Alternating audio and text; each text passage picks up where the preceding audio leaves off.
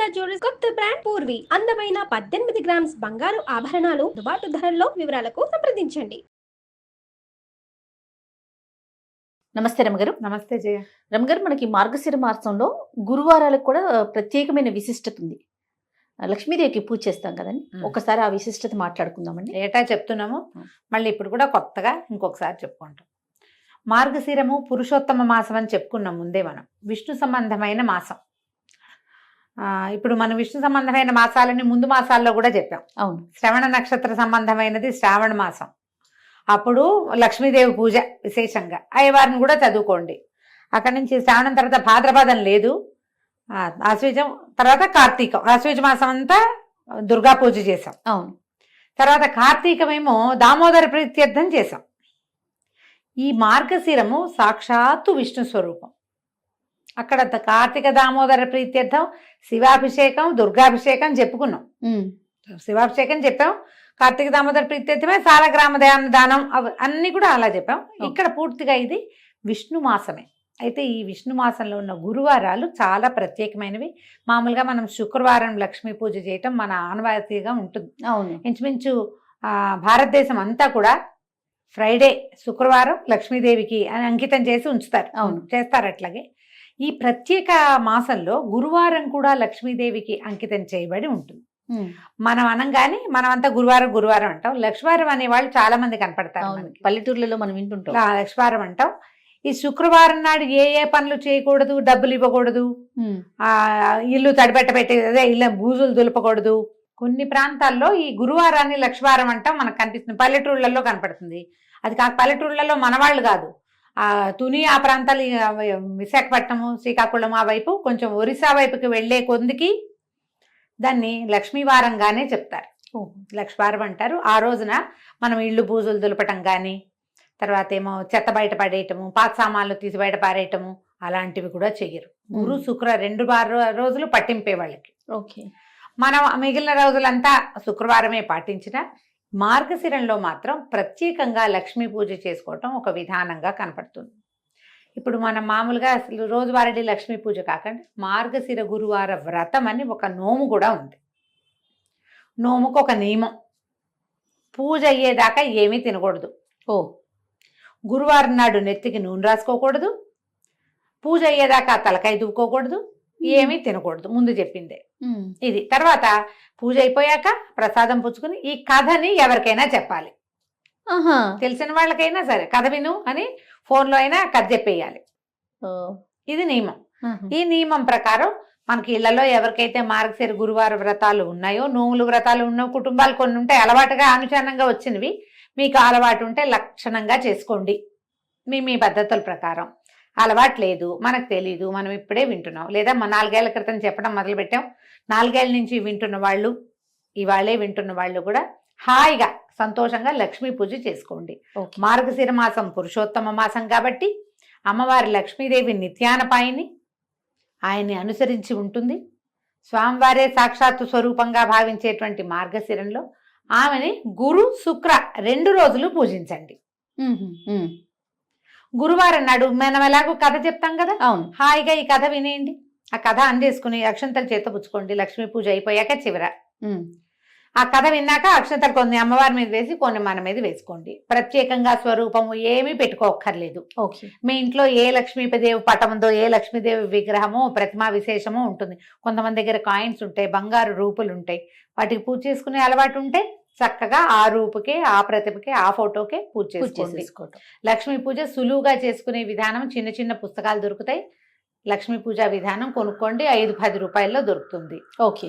Online కూడా లక్ష్మీ పూజా విధానం దొరికేస్తుంది. మీరు శ్రీ సూక్తంతో చేసుకోవచ్చు. మామూలుగా షోడశోపచారాల పూజకి కూడా చిన్న చిన్న పుస్తకాలు అవైలబుల్గా ఉంటాయి. అవి చూసుకుని చక్కగా చేసేసుకోండి. పూజ చేసుకోవటం 5 వారాలు 4 వారాలు వస్తాయి. ఈ సంవత్సరం 4 గురువారాలు ఉన్నాయి. ఎందుకంటే ఈ నెల 4 గురువారాలు ఉన్నాయి. 4 గురువారాలు వచ్చినాయి. మార్గశిర గురువారాలు 4.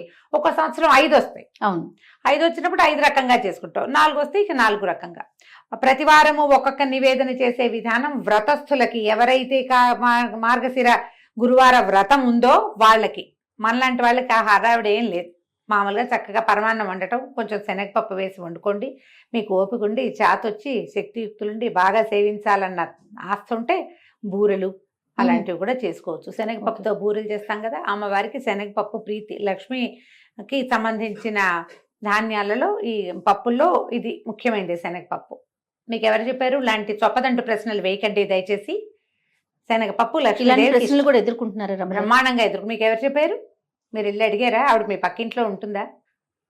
ఇలాంటివి అడుగుతారు. అంటే సనాతనంగా వస్తుంది, మన మన మన ముందు తరం వాళ్ళు చేశారు, మనం చేస్తున్నాం, అట్లా చేసుకుంటూ పోతాం కదా. అంతే.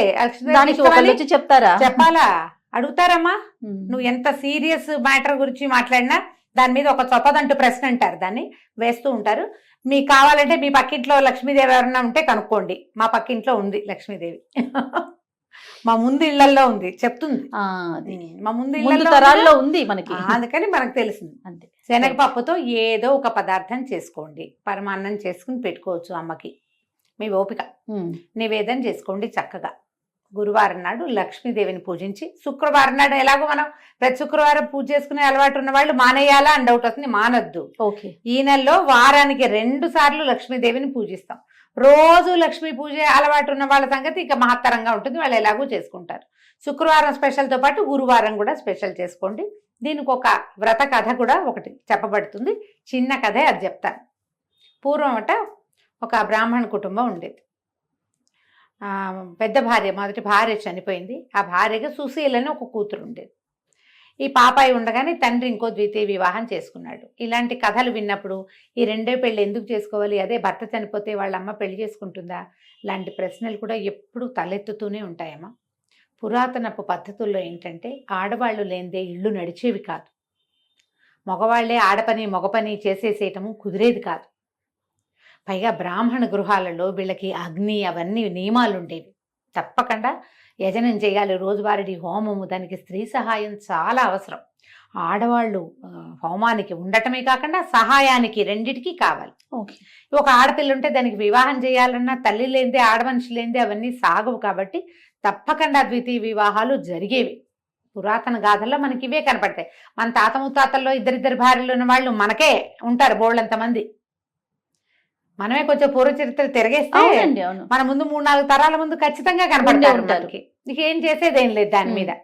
అయితే ఇంకో వివాహం చేసుకున్నాడు ఆయన తండ్రి. ఈ చిన్నపిల్ల ఒక 4-5 సంవత్సరాల పాప ఉండగా సుశీలని. అయితే ఆయనకి రెండో భార్యకి కుమారుడు పిల్లలు కలిగారు వరుసగా. ఇది సవితల్లి ఆవిడ ఏం చేసింది, మారుటి తల్లి ఈ పిల్లకి చంటి పిల్లల్ని ఎత్తుకోవటానికి అప్పచెప్పేది. పిల్లని ఆడిచ్చు, తమ్ముడిని ఆడిచ్చు, చెల్లిని ఆడిచ్చు అని ఆడించడానికి ఇచ్చి పిల్లలకి ఈ పెద్ద పిల్లకి కాలక్షేపానికి అంత బెల్లం ముక్క పెట్టేది. సో ఈ బెల్లం ముక్క తీసుకో, తమ్ముడిని ఆడిచ్చు కాసేపు అంటే తమ్ముడిని తీసుకుపోయేది పిల్ల. తల్లి వచ్చేసరికి ఒక 5-7 సంవత్సరాలు ఉంది. రెండో ఆవిడ వచ్చేసరికి ఈ పిల్లాడి పుట్టేసరికి దానికి ఒక 7-8 ఏళ్ళు వచ్చినాయి. పిల్లల్ని చంకనేసుకుంటారు 7-8 ఏళ్ల పిల్లలు. అయితే పక్క ఇళ్ల వాళ్ళందరూ మార్గశిర గురువారం నోవులు చేసుకుంటున్నారట. చక్కగా కుందర బొమ్మలాగా ఉండి పిల్లల్ని ఎత్తుకుని తిరిగే ఈ పిల్లని చూసి వాళ్ళు అన్నారు, వసే రావే నువ్వు కూడా నోవు నోచుకుందు కానీ అని పిలిచారు. పిలిస్తే వాళ్ళ ఇంట్లో నోవు ఆ మంత్రాలు అవి వింటుంటే పిల్లకి సంతోషంగా అనిపించింది. ఏం చేసిందట, తమ్ముడు పక్కన కూర్చోబెట్టి వాకిట్లో ఉన్న బంకమట్టి తీసి చక్కగా చిన్న గుండలాగా చేసి లక్ష్మీదేవిలాగా తయారు చేసుకుంది. తన కోసం ఒక ప్రతిమ. అక్కడికి పువ్వులు కావాలి పూజకి. జిల్లేడు పువ్వులు తెచ్చుకుని జిల్లేడు పువ్వులతోటి ఆ లక్ష్మీ అమ్మవారికి పూజ చేసేది. షోడశోపచారాలు ఉన్నాయిగా, ఉపచారాలు చెప్పుకుని పూజ చేసి తనకి ఇచ్చిందిగా వాళ్ళ పిన్ని బెల్లం ముక్క, ఆ బెల్లం ముక్కని నివేదన పెట్టేది. మార్గశిర గురువారాలు 5 వారాలు వచ్చినాయి ఆ సంవత్సరం. 5 వారాలు చేసుకుంది. పక్కింటి వాళ్ళు వారానికి ఒక దీనిలాగా మొదటి వారం పులగం, రెండో వారం అట్లు తిమ్మనం, అలాగా 3వ వారం చక్కెర పొంగలి నివేదనలు పెట్టారు. ఈ అమ్మాయికి అవన్నీ చేత కావు, చిన్నపిల్ల కదా, మళ్ళీ పిన్నిని అడిగితే ఏమంటుందో, బెల్లం ముక్క మాత్రం నివేదన పెట్టేది. అట్లా ఏటా చేసుకునేదట. 11 సంవత్సరాలు వచ్చేసరికల్లా 3-4 సార్లు చేసేసింది. ఈ 11 ఏళ్ల పిల్లకి పెళ్లి చేశారు. వెనకాల 2-3 తమ్ముళ్ళు, 2 చెల్లెళ్ళు ఉన్నారు. అయితే పెళ్లి చేస్తే ఈ పిల్ల ఏం చేసింది, అత్తవారింటికి వెళ్ళిపోతూ ముందు వెళ్ళలా. 11వ ఏట ఏం వెళ్ళిపోలే, అలా పంపేవాళ్ళు కాదు, వ్యక్తురాలు అయ్యాక పంపించేవాళ్ళు. తర్వాత కూడా కొన్నాళ్ళు ఇక్కడే పూజ చేసుకునేది. అమ్మా నాన్న శుభ్రంగా ఉండేవాళ్ళు, చక్కగా పిల్లలు కలిగారు, ఇల్లు వాకిళ్ళ లక్షణంగా బాగుండేవి. పిల్ల వ్యక్తురాలు అయిన తర్వాత ముహూర్తం చూసుకుని అత్తవారు వచ్చి అమ్మాయిని కాపురాన్ని తీసుకుపోయారు అడ్డుకి తీరిపోయాక. తీసుకెళ్తే వెళ్తూ వెళ్తూ ఈ అమ్మాయి ఏం చేసింది, తను పూజ చేసిన ఆ బంకమట్టి లక్ష్మీదేవి ఉంది కదా, లక్ష్మీదేవి ప్రతిమ, మృణ్మయ ప్రతిమ, అది తీసుకుని వెళ్ళిపోయింది. తీసుకెళ్ళిపోయాక అత్తవారు కొంచెం పర్వాలేదు బాగానే ఉండేవాళ్ళు. ఈ అమ్మాయి వెళ్ళేసరికి వాళ్ళకి ఇప్పటి ముప్పటిగా పాలు పొంగినట్టు సిరులు పొంగిపోయినాయి వాళ్ళ ఇంట్లో. చక్కగా ఏటా నోవులు చేసుకునేది లక్షణంగా. అంతకుముందు ఇక్కడ ఉంటే బెల్లం ముక్కలు అవి పెట్టేది. అక్కడ అత్తవారింటికి వెళ్ళాక దాని సొంత ఇల్లు, సొంత ప్రపంచంగా చక్కగా వారానికి ఒక నివేదన చొప్పున చేసుకుని లక్షణంగా వ్రతం చేసుకుని అందరినీ పిలిచి తాంబూలాలు వాయినాలు ఇచ్చి లక్ష్మీదేవికి సంతోషం ప్రీతికరంగా ఉండే పనులన్నీ చేసేది. ఇప్పుడు ఇక్కడ ఒక ప్రశ్న, లక్ష్మీదేవికి ప్రీతికరమైన పనులు ఏమిటి? మొదటిది ఇల్లు శుభ్రంగా ఉంచుకోవటం, ఆడవాళ్ళు గయ్యాళిగా ఉండకపోవటం. గయ్యాళి ఆడవాళ్ళకి సిరి నిలవదు. మనం ఇప్పుడు వెంటనే మనకు ఒక లిస్ట్ వస్తుంది, అబ్బో మా వాళ్ళు గయ్యాలి వీళ్ళు గయ్యాలి వాళ్ళ దగ్గర బోల్ డబ్బులు ఉన్నాయి. సిరి అంటే డబ్బు ఒకటే కాదమ్మా, అన్ని చాలా ఉన్నాయి. సౌభాగ్యం, భర్తలతోటి ఆనురూప్యం, వాళ్ళతోటి ఒక కలిసి ఉండటం, సంతానము, ఆరోగ్యం, నలుగురిలోను పెంపు, ఘనత, ఇవన్నీ కదా ఐశ్వర్యం అంటే. చక్కగా ఉండేది. ఈ ఇష్టం వీటితో పాటుగా ఇల్లు శుభ్రంగా ఉంచుకోవటం, ఇవన్నీ కూడా వచ్చిన వాళ్ళని అతిథి అభ్యాగతులను సేవించడం లక్ష్మీదేవికి ఇష్టం. ఇల్లు వాకిళ్ళు శుభ్రం, మనుషులు శుభ్రంగా ఉండటం, పూజ గది ఎప్పుడు కళకళలాడుతూ ఉండటం, వచ్చిన వాళ్ళని కనుక్కోవటం, మంచి ప్రవర్తన, పోట్లాటలు కలహ కారణాలు ఉండకపోవటం, అవి లేని చోట లక్ష్మి ఎప్పుడు స్థిరంగా ఉంటుంది. అన్ని రకాల లక్ష్ములు బాగుంటాయి. అయితే ఏమైంది, ఎప్పుడైతే ఈ పిల్ల వివాహం అయ్యి అవి అడ్డుదీరి వెళ్ళిపోయిన తర్వాత మెల్లిగా తండ్రి పరిస్థితి దిగనాసి వెళ్ళిపోయింది. నానాటికి తీసుకట్టు నాగం భట్టు అయ్యింది. చివరికి కూతురు బాగా సంపన్నురాలు అయ్యేసరికి వీళ్ళు దిగనాసి వెళ్ళిపోయారు. ఏమిటో ఎప్పటికప్పుడు పోవటమే వాళ్ళ ఇంట్లో, ఏది నిలిచేది కాదు. ఎంతో బాధగా ఉండేది తల్లికి తండ్రికి. అయితే ఏం చేశారట వాళ్ళు, తమ్ముడిని పంపించిందట పినతల్లి. కొంచెం పర్వాలే బాగానే చూసింది, ఎంత పెద్దగా అయ్యాలేం కాదు ఆవిడ.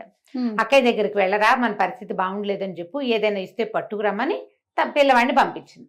కొడుకేమో వెళ్ళాడు వాళ్ళ ఇంటికి. వెళ్తే అదే అక్కయ్య వాడికి అన్నం పెట్టి అన్ని 4 కనుక్కుని, అయ్యో వీళ్ళ పరిస్థితి బాగుండలేదు, డబ్బుగా ఇచ్చి పంపిస్తే చుట్టుపక్కల వాళ్ళు చూస్తారు, భర్త వాళ్ళు ఏమనుకుంటారోనని ఏం చేసింది, ఒక వెదురుగాడని ఇంత పొడుగాటి కర్రని జాగ్రత్తగా తొలిపించి దాని నిండా బంగారు నాణేలు పోసి దాన్ని కవర్ చేయించేసి, ఒరే ఇంటికి పట్టుకెళ్ళరా తమ్ముడు అని కర్ర చేతులు పెట్టింది.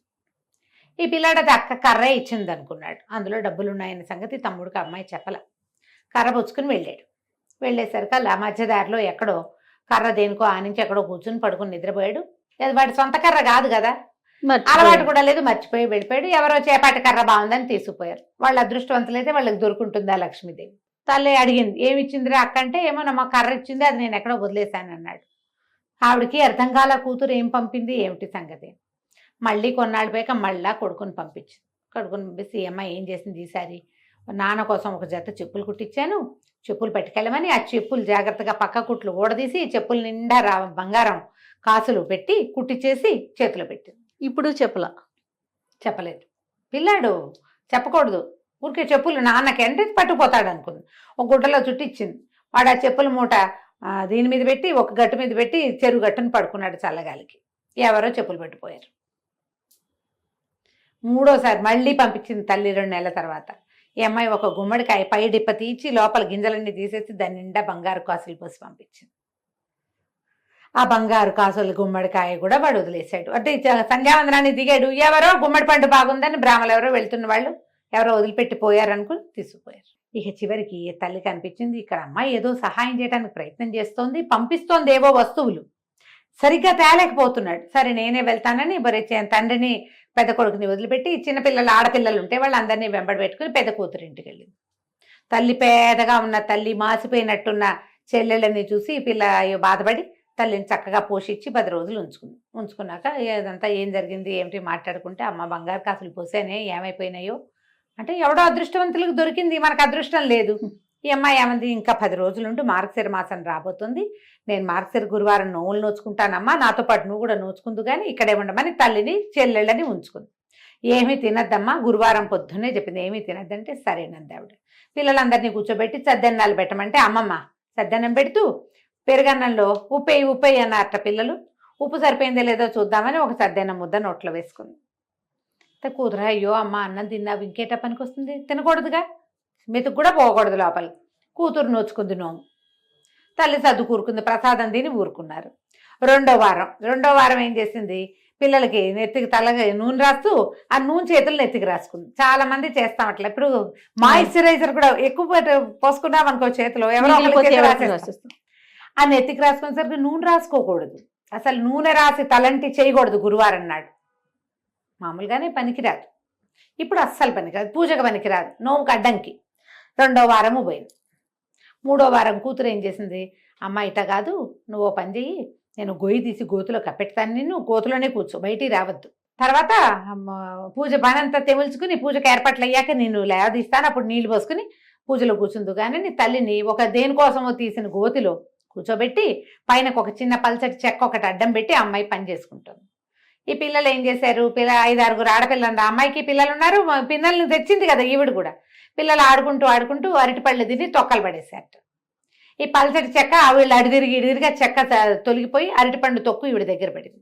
ఈవిడ అప్పటికి 2-3 గంటల నుంచి ఆ గోతలో కూర్చుని ఉంది. అరటిపండు చేత్తో పుచ్చుకుంటే దాని లోపల అడుగుని ఇట్లా గుజ్జల్లే ఉంటుంది కదా, ఊరికే ఇట్లా గోరుతోటని ఇలా నాలుగుకి రాసుకుంది. 3వ వారం కూడా పోయింది. అమ్మ ఏమి తినలేదు కదే అని అడిగితే, కాదే అరటిపండు తొక్కలో లోపల గుజ్జు నోట్లో వేసుకున్నానమ్మా అనేసరికి పనికిరాలి. ఇక 4వ వారం అమ్మ ఏం చేసినట్ట కాదని తల్లిని పొద్దున్న లేవగానే ఆవిడ తన చెంగుగా ఆవిడ చేయి కట్టేసుకుని, నువ్వు నాతోటే ఉండు, నువ్వు ఇంకేం పని చేయదు, నా వెనకాలే ఉండని తల్లితోటే అటు ఇటు తిరిగి మొత్తానికి సరిగ్గా పూజ జరిగే వేళకి స్నానం చేయించి కూర్చోబెట్టింది. తల్లి పిల్ల ఇద్దరు నువ్వు నోచుకున్నారు. తాంబూలాలు వాయనం పెట్టారు లక్ష్మీదేవికి. పెట్టి లక్ష్మీదేవిని ప్రార్థించింది. ఈ ప్రతిమ ఉంది కదా, ఆ ప్రతిమలోంచి లక్ష్మీదేవి లేచి వచ్చేదట అమ్మాయి దగ్గరికి. లేచి వచ్చి కూతురు వాయనం తీసుకుని తల్లి వాయనాన్ని వదిలిపెట్టేసింది. లక్ష్మీదేవిని అడిగింది ఈ అమ్మాయి సుశీల, అమ్మ ఎందుకు మా అమ్మ వాయనం తీసుకోలేదు, మా అమ్మ వాయనం కూడా తీసుకో అని అడిగేసరికి, నేను తీసుకోను, నేను చిన్నప్పుడు నువ్వు చిన్నపిల్లగా ఉన్నప్పుడు మీ అమ్మ నిన్ను చీపురు పెట్టి కొట్టింది, నాకు గుర్తులేదమ్మా, అది నీకు గుర్తులేకపోయినా నాకు గుర్తుంది, నువ్వు నోవు నోచుకుంటున్న రోజున చీపురు పెట్టి కొట్టింది, అందుకని మీ అమ్మ వాయన నేను వల్లను, నేను వెళ్ళిపోతున్నాను అనేసరికి ఇలా సుశీల లబలబలాడి బతిమలాడుకుని, పుట్టింట్లో ఉండగానే కదా నిన్ను నేను నేర్చుకున్నాను, నిన్ను పూజించడం నేర్చుకున్నాను, మా అమ్మ మా పుట్టిల్లు ఇట్లా గది కడుక్కుపోతే ఎట్లా నాకు సాగుతుంది, నా తమ్ముళ్ళు అందరూ బాగుండాలి కదా అని బతిమలాడి అమ్మతో క్షమాపణలు చెప్పించి ఇంకెప్పుడు చేయదు, ఎప్పుడూ చేయలేదు. ఆ రోజు ఏదో చంటి పిల్లలతోటి బాధపడుతూ మా అమ్మ అట్లా ఉద్రేకంలో చేసింది, తర్వాత నన్ను బాగా చూసుకుంది, నాకు పెళ్లి చేసింది, పురుళ్ళు పోసింది అని బతిమలాడి లక్ష్మీదేవిని ఒప్పించింది. అప్పుడు ఆవిడ ఆ వాయనం తీసుకుందట. ఆ తర్వాత తండ్రికి అన్ని రకాలుగాను కలిసి వచ్చింది. తండ్రి పిల్ల తర్వాత చెల్లెళ్ళు పెళ్ళిళ్ళు అయినాయి, తమ్ముడికి పెళ్ళి సంతానం కలిగింది, పుట్టిల్లు కూడా చక్కగా ఉంది. దీంట్లో ఈ కథలో నీతి ఏమిటి, మనతో పాటు మన పుట్టిల్లు కూడా బాగుండాలని కోరుకోవాలి. లక్ష్మీదేవికి అత్యంత ఇష్టమైన విషయాలలో తను ఎక్కడి నుంచి బయటకు వచ్చానో అది కూడా బాగుండాలన్న కోరిక ఉండటం ఆమెకి ఇష్టం. పుట్టింట్లో అదంతా లాగేసుకుని అత్తారింట్లో దాచిపెట్టుకునే రకాలు ఎన్ని ఉన్నాయి, ఇప్పుడు చాలా ఉంటాయి. ఈ రకాలు మార్చుకోండి. పుట్టిల్లు వృద్ధి కావాలని కోరిక ప్రార్థించేటప్పుడు దేవుడికి దండ పెడతాం, మా ఆయన, నా పిల్లలు, మా అత్తగారు, మా ఇల్లు, మా ఇంటి పేరు, అదొకటే కాకుండా పుట్టింటిని కూడా ఆడవాళ్ళు కోరుకోవాలని ఈ కథ చెప్తుంది. ఈ కథ విని అక్షంతలు వేసుకోవటం, అమ్మవారి మీద అక్షంతలు వేసి మన మీద కూడా అక్షంతలు వేసుకోండి. పూజ అయిపోయినట్టే. మీరు నివేదన చేసిన పదార్థాన్ని చక్కగా ప్రసాదంగా స్వీకరించండి, చుట్టుపక్కల వాళ్ళకి పెట్టండి. లక్ష్మీకరము అని అనుకునేటువంటి పసుపు కుంకుమ, తర్వాత ఏమో మనము పళ్ళు పువ్వులు అలాంటివి వాయనం ఇవ్వండి. ఓకే. ఒకవేళ మీరు నోముగా చేసుకుంటే మీ ఇంట్లో ఏ రకమైన విధానం ఉందో ఆ విధానాన్ని చక్కగా పాటించుకోవచ్చు. కొత్తవి మొదలు పెట్టుకోవద్దు, నోముగా చేసుకోకండి, పూజగా చేసుకోండి. ఓకే. ఈ నోములు ఏంటంటే అత్తవారిళ్లలో ఉంటే చేసుకోవాలమ్మా, అత్తారింట్లో లేనివి కొత్త మొదలు పెడితే మీకు భయం వేస్తుంది. లేదా మీరు ఇంకొకటి చెప్తా, ఇందులో మీకు చాలా ఉంది మనసు, ఇలా నన్ను యూట్యూబ్ అక్కయ్యల్ని ఫాలో అవ్వకుండా ఎవరైనా మీ కజిన్స్ బాగా క్లోజ్ ఫ్రెండ్స్ ఇది చేసుకుంటారనుకోండి, వారితోటి ఒకసారి వారితో దగ్గరుండి చేయించుకుని వారిని ఫాలో అవుతూ చేసుకోండి. ఒకవేళ మీకు ఆస్తుండి మనసు ఉంటే గనక కావాలంటే ఇలా చేసుకోవచ్చు. కానీ ఇలా పై వాళ్ళు ఎవరో చెప్తే కాదు, కంటితో చూసి నేర్చుకుని చేసుకోండి. తప్పకుండా. నమస్తే. నమస్తే జీ.